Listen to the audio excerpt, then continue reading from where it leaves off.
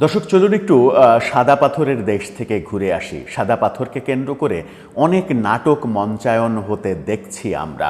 নাটকের পর নাটক হচ্ছে এবং সর্বশেষ নাটকের নাম আজকে দুদকের সেখানে অভিযান। দুদক আজকে কেন এতদিন পরে পাথর তুলে নিয়ে বিরান মরুভূমিতে পরিণত করার পরে দুদক কেন গেল, সেই প্রশ্নের উত্তর দুদকের অফিসার ঠিকভাবে দিতে পারেননি এবং বলার চেষ্টা করেছেন এটা মূলত স্থানীয় প্রশাসনের দায়িত্ব, স্থানীয় প্রশাসন দায়িত্ব পালন করতে দেরি করেছে, এরকম অজুহাত দিয়ে পাশ কাটানোর চেষ্টা করেছেন। সেরকম একের পর এক নাটক। তার আগের দিন গতকালকে আমরা দেখেছি যৌথ বাহিনীর অভিযান, পুলিশের অভিযান, তারা কুড়াল নিয়ে নৌকার তলদেশ ফাটিয়ে দিচ্ছে, ভেঙে দিচ্ছে। এরকম নাটক আমরা অনেক দেখছি। আবার রাজনৈতিক ব্যক্তিরা যারা এই পাথরের পক্ষে অবস্থান নিচ্ছিলেন তাদের আবার পাল্টা নাটক শুরু হয়েছে, কিন্তু কোনো নাটকেরই সুরাহা সরকারের পক্ষ থেকে করতে দেখছি না। যদি দেশে আইনের শাসন থাকতো, যদি আইনের শাসনের প্রয়োগ ঠিকভাবে হতো, তাহলে কে কি তার পরিচয় এগুলো বিবেচনা না করে অপরাধীর বিরুদ্ধে সরকারের এক ধরনের অ্যাকশন আমরা দেখতে পারতাম, কিন্তু সেগুলো কি হচ্ছে?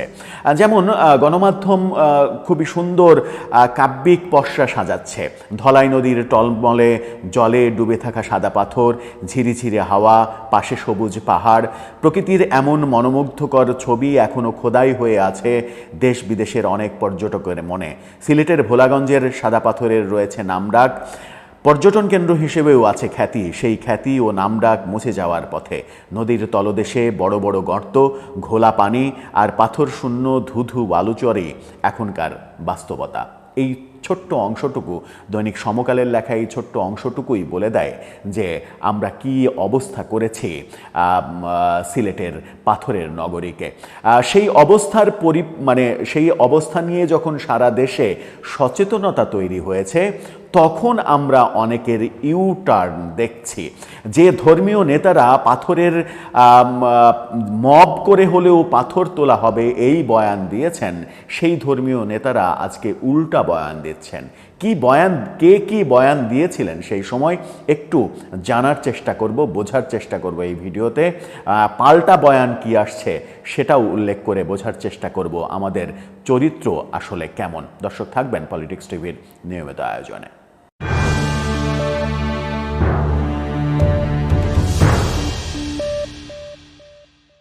দর্শক, বলছিলাম সাদা পাথরের কথা এবং সেই সময় সাদা পাথরকে কেন্দ্র করে কে কি বলেছিলেন সেই কথা, বয়ানগুলো একটু বুঝে ওঠার চেষ্টা করব যে কার কি অবস্থান ছিল এবং সেই অবস্থানের পরিপ্রেক্ষিতে তার বিরুদ্ধে শাস্তিমূলক ব্যবস্থা নেওয়া যায় কিনা, তাহলে সরকার কি করছে। গত রাতেও আমরা দেখেছি সেই সাদা পাথরের এলাকায় কালবেলার এক্সক্লুসিভ একটা ভিডিওতে আমার চোখে পড়েছে শত শত ট্রাক সেখান থেকে পাথর সরিয়ে ফেলা হচ্ছে। প্রশাসনের নাকের ডগার ওপর দিয়ে প্রশাসন এর বিরুদ্ধে কোনো ব্যবস্থা নেয়নি। তাহলে এটা নিশ্চিত প্রমাণ পাওয়া যাচ্ছে যে প্রশাসন আদতে ব্যবস্থা নিতে চায় না। সেখানে পাথরকে কেন্দ্র করে কয়েক মাস ধরে বহু কিছু হয়েছে, বহু মানববন্ধন, বহু মিছিল, মিটিং, অনেক কিছু হয়েছে। সেখানে রেজাউল হাসান কায়েস লোদি বলে এক রাজনৈতিক নেতা, তিনি বলেছেন যে পাথর কোয়ারি এই জনপদের মানুষ পবিত্র আমানত হিসেবে মনে করত, সেই পাথর কোয়ারি বন্ধ করে দিয়ে 10 লাখ মানুষের পেটে লাথি মারা হয়েছে। হ্যাঁ, সিলেট মহানগর জামাতের আমির ফখরুল ইসলাম বলেছিলেন যে বা যারা এই পরিবেশের দোহাই দিয়ে এখানে পাথর বালু উত্তোলনের কার্যক্রম বন্ধ রেখেছে, তাদের কোনো উদ্দেশ্য আছে কিনা খতিয়ে দেখার সময় এসেছে। গত 15ই সেপ্টেম্বর রাজধানীর পুরানো পল্টনে দলীয় কার্যালয়ে পাথর ব্যবসায়ী মালিক সমিতির প্রতিনিধি দলের সঙ্গে মত বিনিময় করে ইসলামী আন্দোলনের কেন্দ্রীয় নায়েবে আমির সৈয়দ মোহাম্মদ ফজলুল করিম চরমনাই বলেছিলেন, ভারতীয় আগ্রাসন রুখে দিয়ে নদীর থেকে পাথর উত্তোলন শুরু করতে হবে। পাথর না তুললে নদী ভরাট হয়ে বন্যার সৃষ্টি হবে।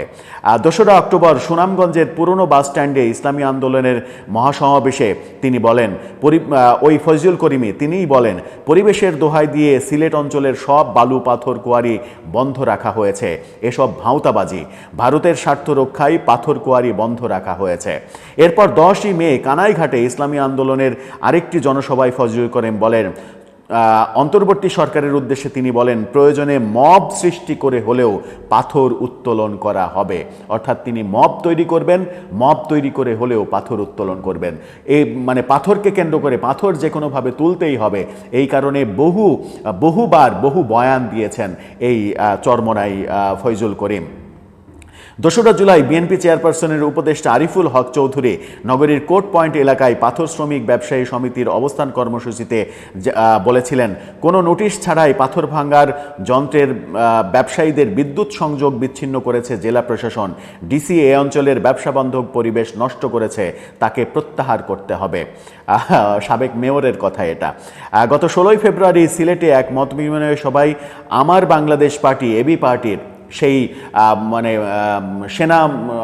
সেনানিবাস উড়িয়ে দেওয়ার হুমকি দিয়েছিলেন যে রাজনৈতিক নেতা ব্যারিস্টার আসাদুজ্জামান ফুয়াদ, তিনি বলেছেন, আমরা সংবাদ সম্মেলন করে গত নভেম্বরে পরিবেশ উপদেষ্টা ও অন্তর্বর্তী সরকারকে আহ্বান জানিয়েছিলাম পাথর কোয়ারিগুলো খুলে দিতে।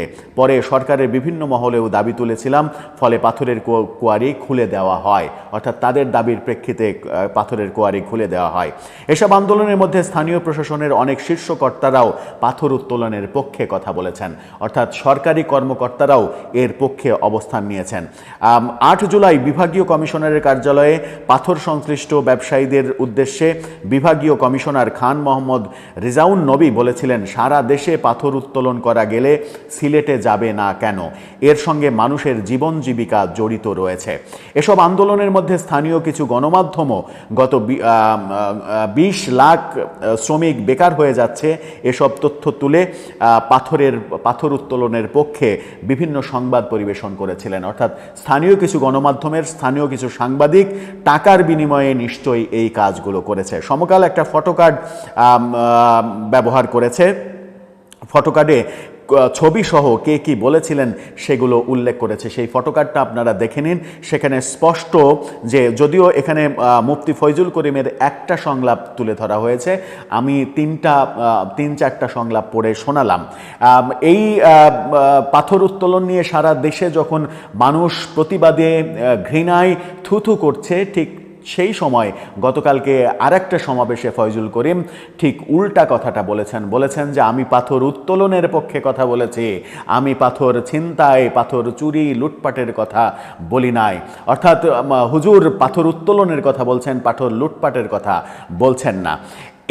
এই বয়ানগুলো যারা দিয়েছিল, যারা পরিবেশের, যাদের বয়ানের মাধ্যমে এই পাথর চুরির ঘটনাগুলো ঘটেছে, পাথর লুটপাটের ঘটনাগুলো নিশ্চিত হয়েছে, এমনকি গত রাতেও শত শত ট্রাকে পাথর ওখান থেকে সরিয়ে ফেলা হয়েছে, এর সঙ্গে যারা বয়ান দিয়ে এবং সশরীরে জড়িত, তাদের প্রত্যেককে শাস্তির আওতায় যদি আনা হয়, তবেই বাংলাদেশে এই ধরনের কর্মকাণ্ড আর ঘটবে না। যে সকল রাজনৈতিক দলের নেতারা হুমকি দেয় যে মব তৈরি করে হলেও পাথর তোলা হবে, তাদেরকে আপনি দোষারোপ করবেন না, তাদেরকে বিচারের আওতায় আনবেন না, অথচ অন্য বয়ান দিবেন, বলবেন যে আমি পারছি না, সব রাজনৈতিক দল এক হয়ে গেছে। সব রাজনৈতিক দল এক হয়ে গেছে, সেই এক যেন না থাকে, রাজনৈতিক দল যেন প্রতি মুহূর্তে তার মতামত চেঞ্জ করে আপনাদের মতামতে আসে। সেই কারণে তো আপনারা মাসের পর মাস ঐক্যমত্য কমিশনের বৈঠকের নামে সার্কাস করছেন। এটা করতে পারছেন, আপনাদের মতামত অনেক সময় চাপাই দিতে চাচ্ছেন, এবং আমরা দেখেছি যে পিআর পদ্ধতির নির্বাচনের ক্ষেত্রে রাজনৈতিক দলগুলোর মতামত না থাকা সত্ত্বেও আপনারা সিদ্ধান্ত দিয়ে দিয়েছেন যে উচ্চকক্ষে পিআর পদ্ধতিতে নির্বাচন হবে। আপনারা যারা অমত করছেন তারা নোট অফ ডিসেন্ট দেন, সেগুলো করতে পারছেন। অথচ এই জায়গায়, যে জায়গায় পরিবেশ বিপর্যস্ত হচ্ছে, যে জায়গায় দেশ ধ্বংস হয়ে যাচ্ছে, সেই জায়গায় আপনার মতামত প্রতিষ্ঠিত করতে পারছেন না, আপনার পদক্ষেপ প্রতিষ্ঠিত করতে পারছেন না। তাহলে কি প্রশ্ন আসবেই যে এই পাথর উত্তোলন কিংবা পাথর লুটপাটের সঙ্গে, লুটপাটের ভাগাভাগি, হাদিয়া, চাঁদাবাজি, এই সমস্ত কর্মকাণ্ডের সঙ্গে যারা নীরব আছেন কিংবা যারা উৎসাহ দিয়েছেন, যারা প্রভাবিত করেছেন, যারা লুটপাট করেছেন, সবার সম্পর্ক রয়েছে? প্রশ্নগুলো একেবারে মানে বাস্তবসম্মত এবং এই প্রশ্নগুলোর সমাধান খুবই প্রয়োজন। দর্শক, আপনার মতামত জানিয়ে লিখতে পারেন আমাদের কমেন্ট বক্সে।